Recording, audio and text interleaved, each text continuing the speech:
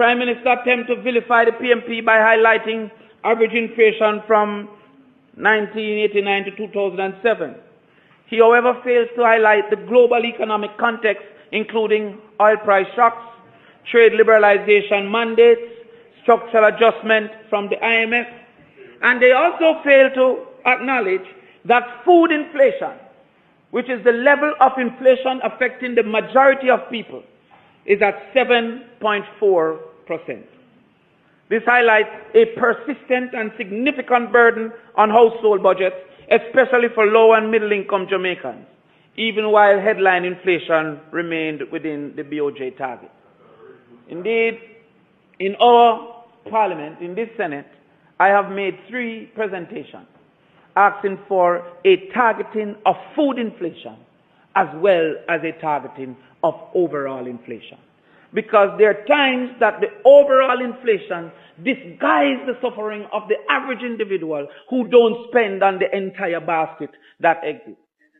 They have never indicated that. So the food inflation is outside the target levels of inflation.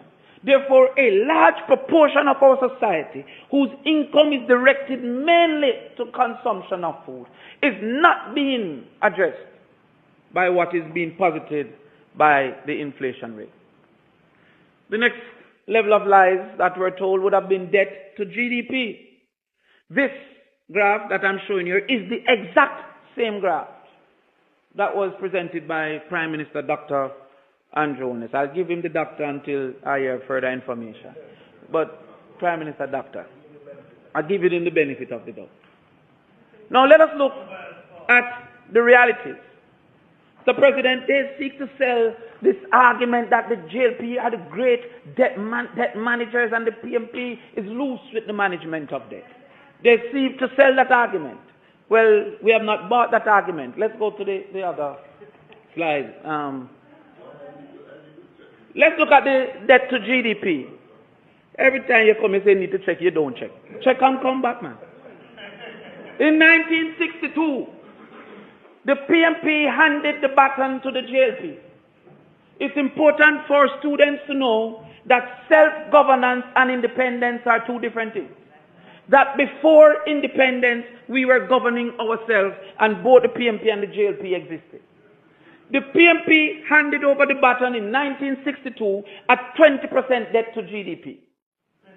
20%. At the end of the JLP's first term, Buster Manti term, and I think you shared that term. Sangsa got a piece of it. So now I give it because it's not so good. It moved to double 40%. So therefore, these great debt managers' debt in that period moved from where they got it at 20% to 40%.